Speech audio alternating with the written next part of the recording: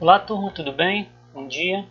Então vamos dar continuidade à nossa aula de Fundamentos de Química Analítica Instrumental, onde hoje nós iremos verificar, tá bom, as curvas de padronização, né, por padrão interno e adição de padrão, ok?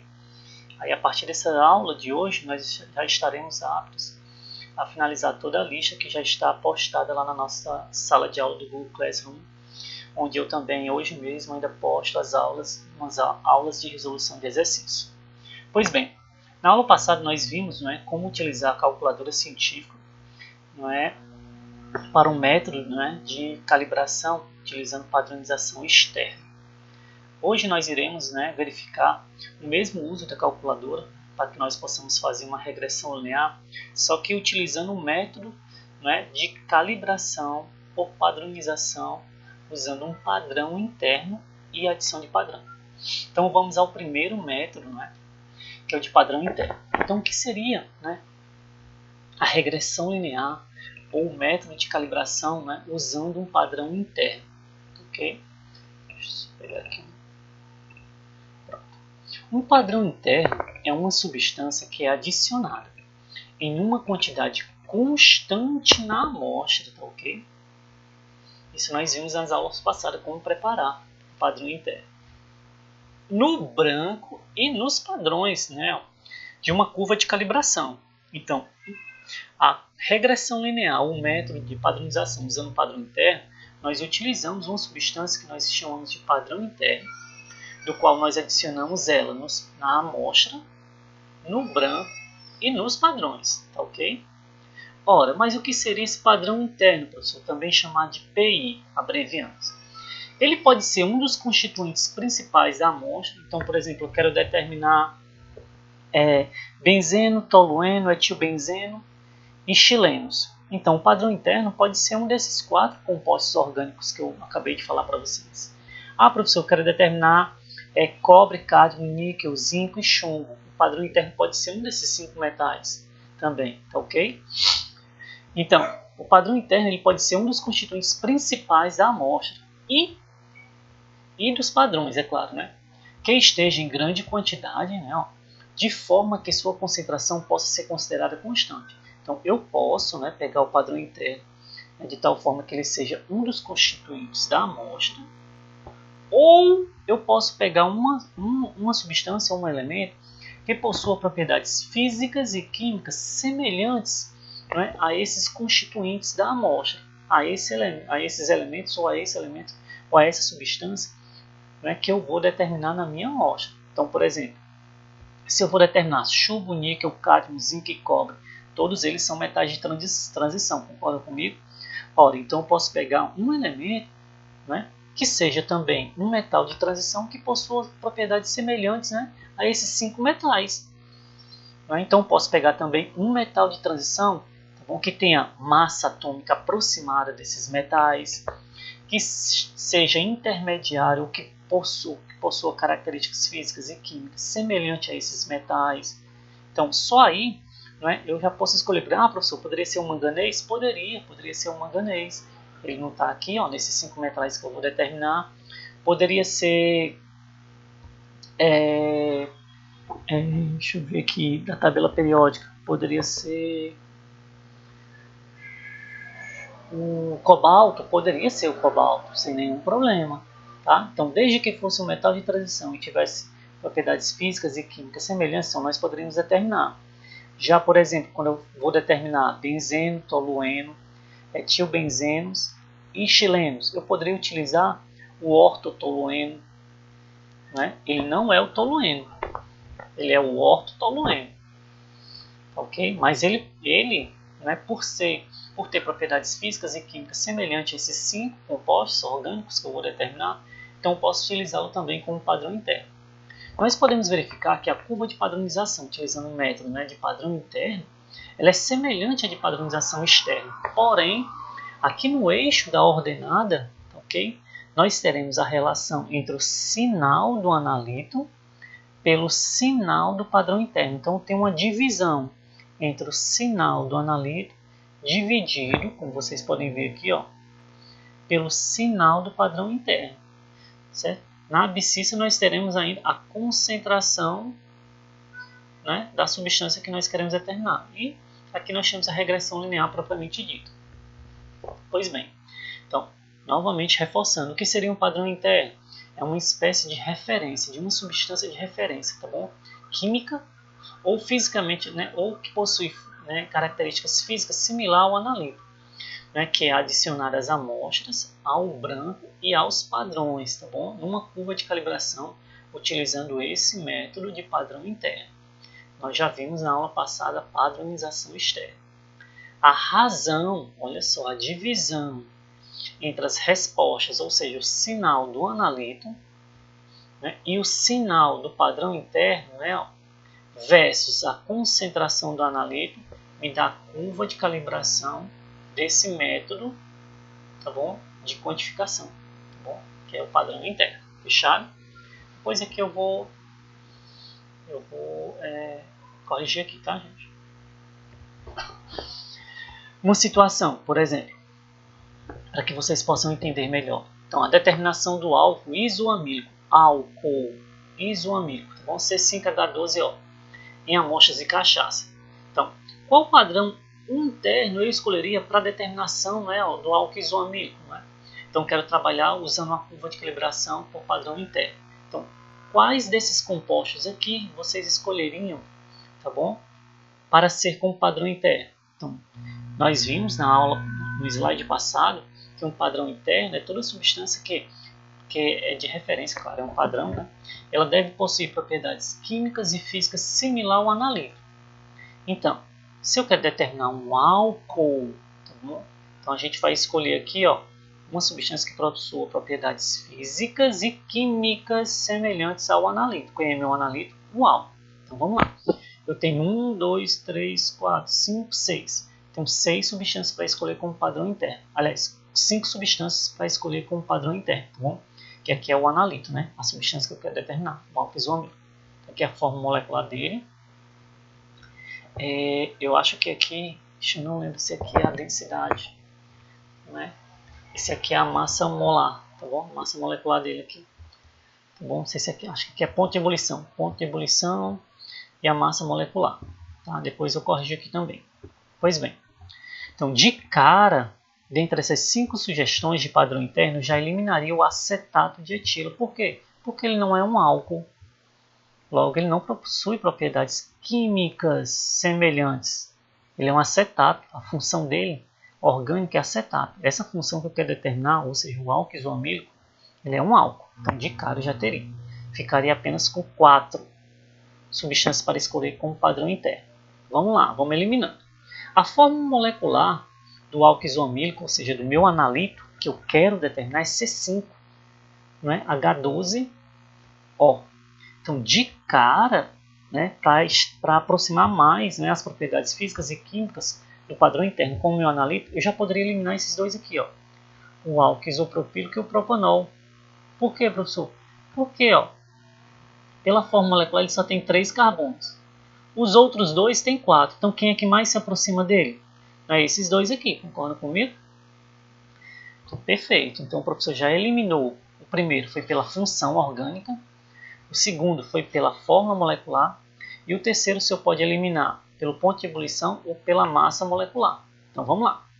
O álcool isoamílico ele tem, ó, ponto de ebulição de 88,17. Os dois outros que sobraram, que é o álcool isobutílico e o butanol, né, C4 também, H10O, possui ponto de ebulição de 74,12 graus Celsius. Então não tem como eliminar, não é? Mas, pela massa molecular, a gente pode verificar o quê? Que o álcool isobutílico, né, tem massa molecular de 107, enquanto que o butanol 1, ó, 117. Então, se eu fosse escolher um padrão interno para determinar álcool isoamílico numa amostra, né, de cachaça, eu escolheria o butanol 1 ou butanol, tá? Porque ele é o que mais se aproxima em propriedades físicas e químicas do álcool isoamílico. Né? A massa molecular dele é 117, mais próximo de 132 do que 107. Entenderam? É simples, né? Então tá aqui, escolheria o butanol, tá bom? Se não tivesse o butanol no laboratório, professor, aí você escolheria o mais próximo, né? Que foi o álcool isobutílico. Então a gente também tem que verificar isso, tá bom? A viabilidade econômica financeira que o seu laboratório dispõe. Pois bem, como é que eu preparo, professor? Uma curva utilizando padronização interna. Então, é semelhante à de calibração ou padronização externa. Tá bom? A gente pega uma solução mãe, uma solução muito concentrada, por exemplo, aqui de 100 ppm de álcool isomílico, e diluo ela para as concentrações que eu desejo, tá bom? Então, faço a diluição M1, V1 igual a M2, V2. Construo 5 padrões, porque a curva é multielementar, né? Ela é uma curva de calibração utilizando um modo multipontual, ou seja, mais, igual ou maior a 5 pontos. Então nós temos 1 ponto, 2, 3, 4, 5 pontos. Cada um com concentração de 10, 20, 30, 40 e 50 ppm. Ah, ótimo. Preparei minha curva, professor. Como é que eu adianto? Só que eu ainda não aferi o balão, tá bom? Então coloquei só o volume necessário para eu preparar, não é? Vamos supor aqui 50 ml, né, desse padrão interno, no caso de álcool isomílico, né, da curva de calibração do álcool isomílico. Coloquei o volume necessário de cada padrão para ter essas concentrações, 10, 20, 30, 40 e 50. Escolhido o padrão interno, que for o butanol 1, então, quanto de concentração eu vou colocar nele, professor? Dica, tá? Normalmente eu coloco a concentração, lembre que o padrão interno tem que ter a mesma concentração em todos os padrões, tá bom? Ele tem que ter a mesma concentração, a concentração dele tem que ser constante, ok? Para que a gente possa ter uma relação, não é, constante, tá? Então vamos lá. Qual vai ser a concentração de padrão interno que eu vou colocar, professor, em cada balão? Essa é uma grande pergunta. Normalmente você escolhe a concentração do meio da curva de calibração. Então, qual é a concentração do meio da curva de calibração? É de 30 ppm. Então, você pode escolher, tá bom? Entre 20 e 30 ou entre 40 e 30, tá bom? Veja que eu escolhi aqui 25, mas poderia ser 35. Professor, poderia ser 40? Poderia ser 40. Professor, poderia ser 20? Poderia. Poderia ser 30? Poderia. Então, o importante é que a gente tenha uma concentração do padrão interno normalmente no meio da curva. Esse seria o ideal, tá ok? No meio da curva. Ela não pode ser muito na extremidade da curva, por quê? Porque eu posso ter problemas, tá, de superposição do sinal com os pontos iniciais e finais da minha curva. Tá? Por isso que nós escolhemos normalmente o meio da curva como concentração do padrão interno. O preparo da curva de calibração é semelhante à de padronização externa, como vocês podem ver. Tá? Ó, veja que aqui eu tenho as concentrações, né? Tá faltando a de 40, tá? Eu esqueci de colocar. Pois eu corrijo. É a área, ó. Eu leio a curva normalmente como se fosse padrão externo, porque ela é preparada normalmente como se fosse de padrão externo.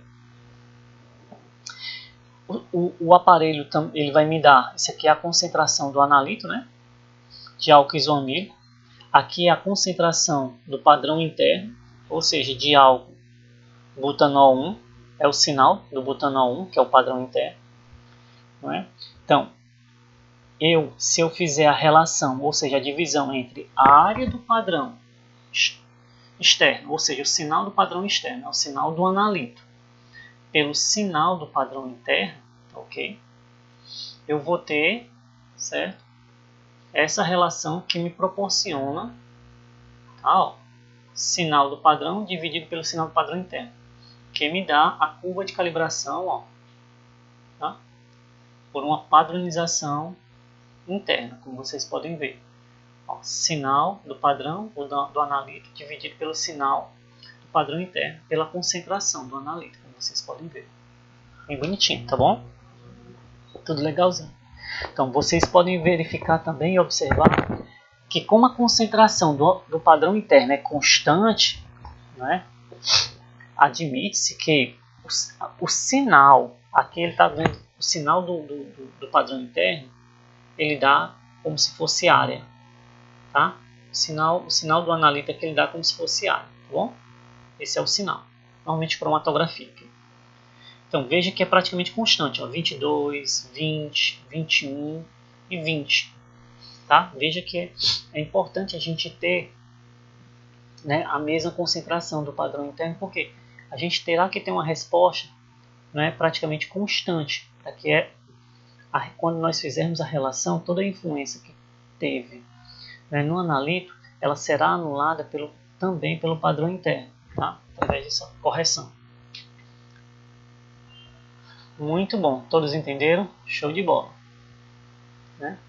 Essa daqui, tá? Não sei se vocês lembram, olha aqui, ó, sinal por concentração. Que tipo de padronização é essa? Sinal por concentração do povo. Qual é o tipo? Padrão externo. Não esqueça. Como é que é a regressão utilizando padronização externa? É só o sinal pela concentração. Como é que é a padronização interna? Sinal do padrão dividido pelo sinal do padrão interno. Estão vendo a diferença? Dividido, que é a relação. Tá? Para que vocês possam ver, notar a diferença, tá ok? Então, uma coisa é padrão externo, que é só isso aqui, sinal dividido por concentração. Outra coisa é o sinal do padrão interno, tá bom? Ótimo. Então, tranquilo. Então, vamos lá, um exercício de regressão linear utilizando padronização interna. Ó, a determinação de sódio em sangue por espectroscopia de chama, usando o lítio como padrão interno, é mostrada abaixo. Então, ele quer determinar lítio, gente. A determinação, desculpa, ele quer determinar sódio, só que ele vai utilizar o quê? Um elemento que possui propriedades físicas e químicas semelhantes ao sódio. O sódio é o quê? Não é? Que tipo de metal o sódio é? Ele é pertencente à coluna 1, não é? Ou seja, um metal alcalino. Vocês lembram? Lina, que roubou César Frâncio. Então, ó, o lítio está antes do sódio, não é? Então ele pertence à mesma coluna, logo ele vai possuir propriedades físicas e químicas semelhantes. Então daí eu utilizar o lítio como padrão interno, ok? Então vou determinar sódio, tá bom? Faço os padrões, né? Coloco, né, a concentração de sódio como padrão interno, tá bom? Preparo, né? Leio, né, a minha curva de calibração nas concentrações de 0,1, 0,5, 1, 5, 10 e a amostra, que eu não sei quanto é que é, que eu quero saber. Me deu um sinal de 4,4. Então vamos lá. Aqui são os meus padrões, os 5 padrões. Eu vou e leio o sinal do sódio, ele me dá, ó, o sinal de sódio. E leio o sinal do lítio, que é o padrão interno. Bom, em seguida, o que eu vou fazer? Né? Vou dividir o sinal do sódio pelo sinal do padrão interno. Como vocês podem ver na terceira coluna aqui, ó. Dividindo, eu vou obter esses valores. Ah, professor, apareceu da amostra. A amostra eu também faço essa divisão, tá ok? Porque eu adiciono o padrão interno também na amostra, fechado?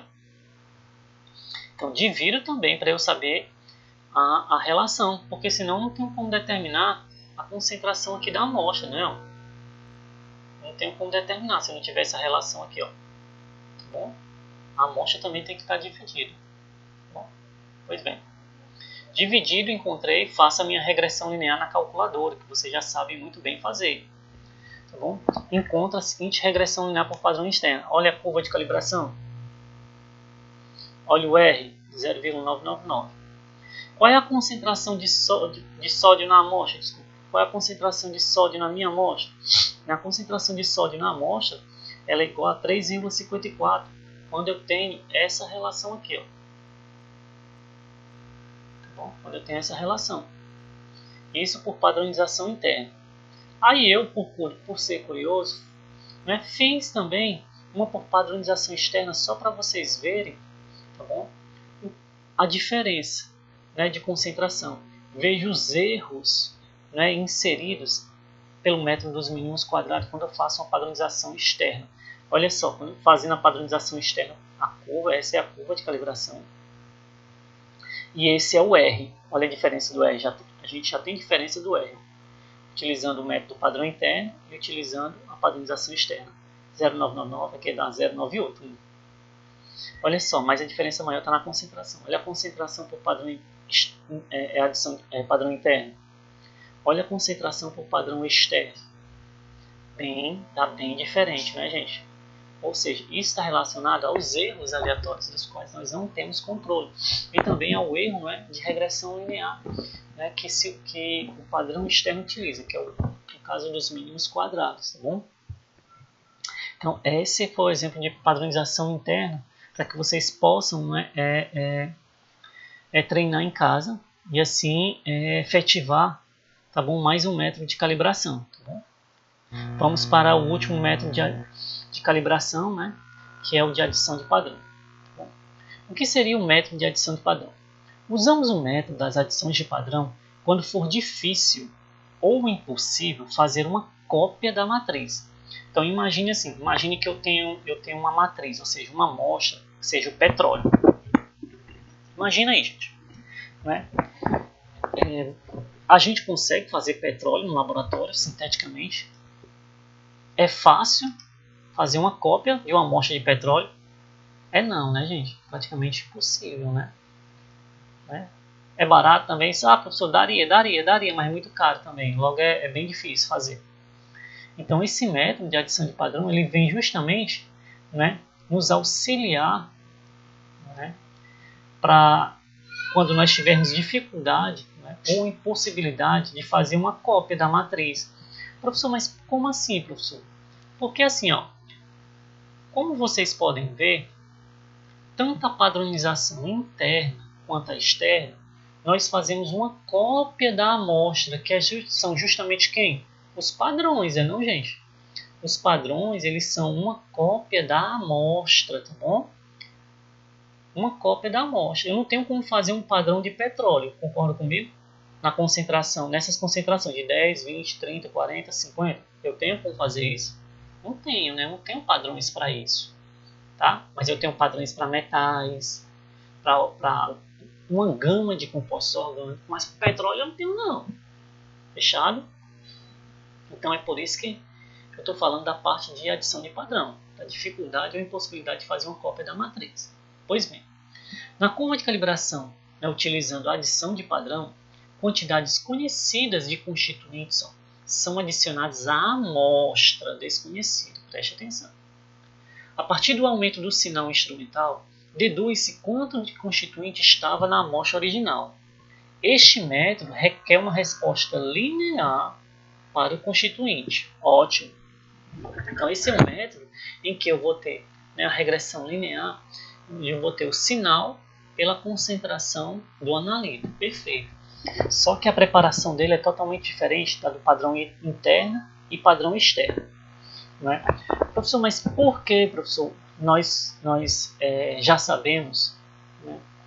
Nós já sabemos que nós utilizamos esse método de adição de padrão quando for difícil ou impossível fazer uma cópia da matriz. Não é? Então, professor, me diga uma coisa. Na real, existem outros fatores para eu utilizar esse método de adição? Existe, que é um dos fatores chamados de efeito matriz. O que é o efeito matriz? É tudo aquilo que existe na amostra e ajuda e corrobora para prejudicar a análise. Tá bom? Então imagine, não é, que eu tenha uma matriz, seja água, não é? A água do açude de Pabuçu, tá bom?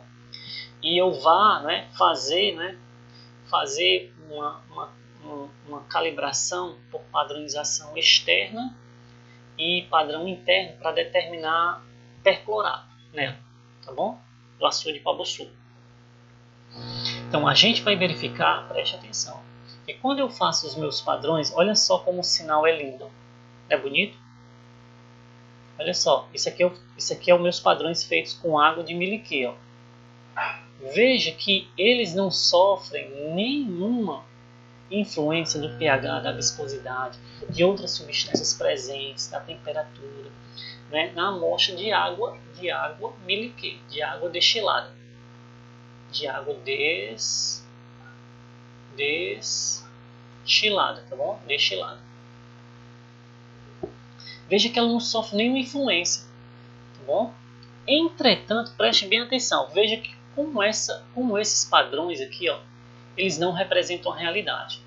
Quando eu pego a amostra da água do Pabuçu e leio o perclorato diretamente nela, na água do açude de Pabuçu, vejo o sinal que ela me dá. Vou até mudar de cor aqui, tá bom, gente?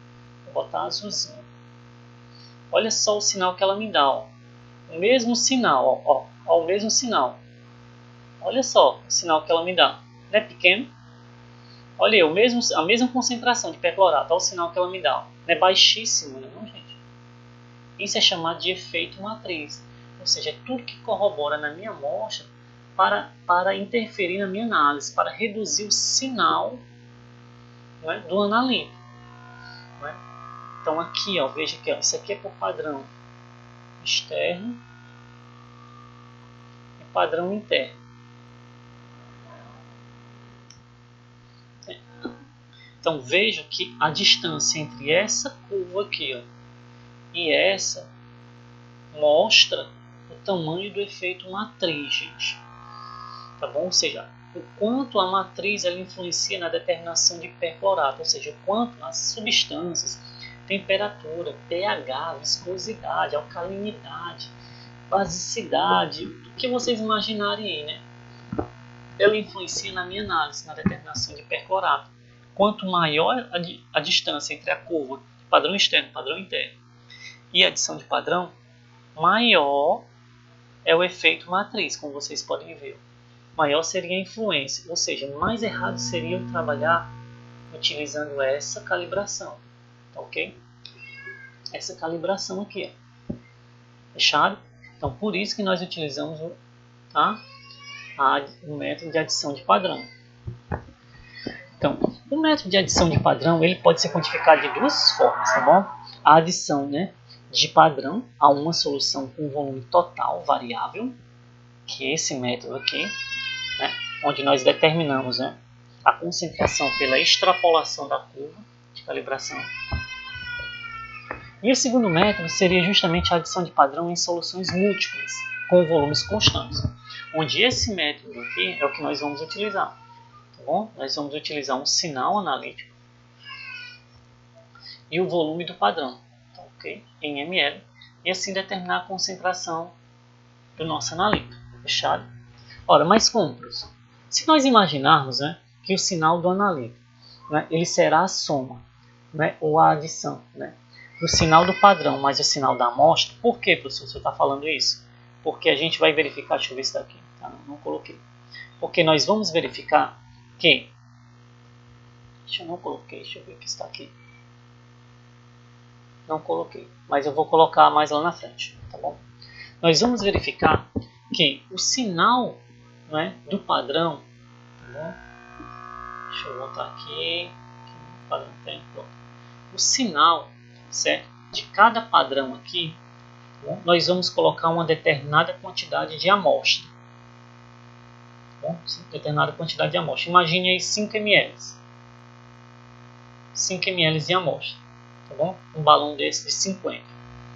Depois eu vou colocar, certo, uma quantidade, né, determinada de padrão. Cada frasco desse vai ter 5 ml de amostra. Preste atenção, olha, 5 ml de amostra. Eu vou ter a amostra aqui. Né? Depois eu vou colocar determinadas quantidades de padrão, tá, dentro da amostra e em seguida aferir.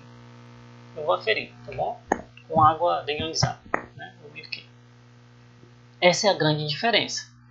Tá bom? Eu adiciono a amostra dentro dele. É óbvio, só voltando aqui, ó, é óbvio que a gente vai ter um frasco em que eu não vou ter padrão, tá bom? Eu não vou ter padrão, que vai ter 0 ppm, ou seja, vai ter só a amostra, não é diluída, tá bom? Eu não vou ter padrão, fechado? Só vou ter a amostra aqui, ó. Só a amostra, fechado? Então essa é a grande diferença. Pois bem, então, se o sinal do analítico será igual ao sinal do padrão mais o sinal da amostra, nós verificamos que em cada padrão daquele, né, nós tínhamos a amostra mais padrão. Nós verificamos isso. Então eu posso determinar, tá, ok?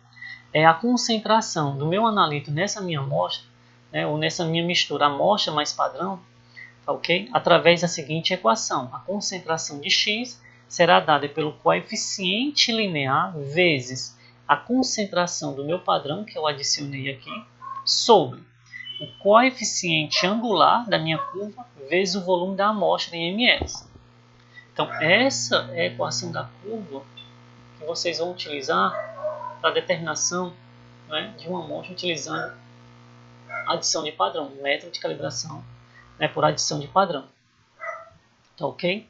Então, no slide que eu vou postar para vocês vai ter a figurazinha mostrando como é que acontece todo esse procedimento. Fechado? Mas essa é a equação que vocês vão utilizar. Tá? Vamos a um exemplo prático. Ah, professor, eu faço a regressão normal. Você faz a regressão normal. Tá, ok? Você faz uma regressão normal. Tá? Normal, como se estivesse fazendo uma curva de padronização externa. Como, professor? Então vamos lá. Ó. Só que ao invés de utilizar a concentração, vocês vão utilizar volume. Lembre-se, tá? Vocês vão utilizar o volume de padrão que vocês adicionaram para ter aquela concentração, né, versus o sinal. Então vamos lá. Uma alíquota de 10 ml de uma amostra de água natural foi pipetada em frascos volumétricos de 50 ml. Olha aí. Exatamente em 0, 5, 10, 15, 20 ml de uma solução padrão. Então veja os volumes de padrões, ó, que vocês vão adicionar. Cada padrão desse contém que concentração? 11,1 ppm de ferro 3. Okay? Seguidos por um processo de enchiocianato para formar o complexo, tá bom? Enchiocianato de ferro 2. E posterior diluição ao volume final com solvente adequado, no caso água miliqueira, o que for. A resposta para cada uma das 5 soluções, ó, medida com o colorido, foi determinada. Veja que aqui, ó, essa de concentração 0,0 do padrão de ferro 3, tá, ok? Então, é a amostra pura, diluída, é claro, com solvente, tá bom? Essa é a amostra pura. Veja que ela não tem nada de padrão de ferros 11,11, tá bom? Então, veja que a concentração dela foi 0,24. Essa é a concentração da amostra pura, tá? Concentração de ferro puro na amostra. O volume aqui, então, deu 0, o segundo padrão 0,437, o terceiro 621, o quarto 809 e o quinto 1009, respectivamente. Ele pergunta qual é a concentração de ferro 3 na amostra de água original. Então vamos lá. Fazendo a regressão linear, nós vamos verificar, né, que nós temos a concentração do padrão, essa de estándar, de padrão, tá bom? É 11,11 ppm. Vx é o volume, né, da alíquota que nós utilizamos, que é 10 ml. E Vt é o volume total dos frascos, né, que é 50 ml. Pois bem, para obter a equação da reta do tipo, né, ó, isso aqui é a mesma coisa. Lembra que eu falei nas aulas passadas? Né? Y é igual a A mais BX. Tá bom? Então isso aqui é um livro que já traz de maneira diferente. Já traz, ó, MVP mais B, tá em inglês, tá bom? Mas tudo bem, vai dar certo. Depois eu atualizo isso aqui para isso, ó, tá? Quando eu for postar para vocês. Fazemos a regressão linear como na calibração externa, normal, só que ao invés de concentração é volume, como falei para vocês. Então o resultado que nós vamos obter é o seguinte. Então a concentração, né, a curva de calibração da amostra será igual a essa daqui, ou seja, que é a mesma coisa, né, gente? Ó, é igual a Y igual. Né, lembra-se que isso aqui, ó, é o B, tá bom? É o BX. Ó. Vai ser igual a isso aqui, é o A, tá? Ó. Vai ser 0,2, 24, vou botar só 24, tá? 24, 1 mais 0,038 3. Então a concentração de ferro, né, ó, quando eu coloco nessa expressão aqui, A vezes P sobre B vezes o volume da amostra, tá bom? Então será igual. Então a concentração de ferro ela vai ser igual a A. Quem é o A, meu povo? O A, ó, pela nossa curva, né? 0,241, então vai ser 0,241 que vocês pegaram da curva de calibração, vezes a concentração do padrão, que é quanto? 11,11, né? Tá ali, ó, 11,1, sobre o coeficiente linear, que é quanto? O coeficiente linear, que é, falta B aqui, é 0,038 vezes o volume da amostra. Quanto o volume da amostra? 10 ml. Então, isso aqui dá quanto? Dá 7,01. Então é basicamente isso, somente isso, tá, gente? A calibração utilizando a adição de padrão. Fechado? Então, assim, me despeço de vocês e vejo vocês na próxima aula, para que nós possamos exercitar. Hoje mesmo eu ainda posto uma lista de resolução de exercícios para que vocês possam terminar ou concluir a nossa lista de introdução à Química Analítica 3, tá bom? Um grande abraço e até a próxima.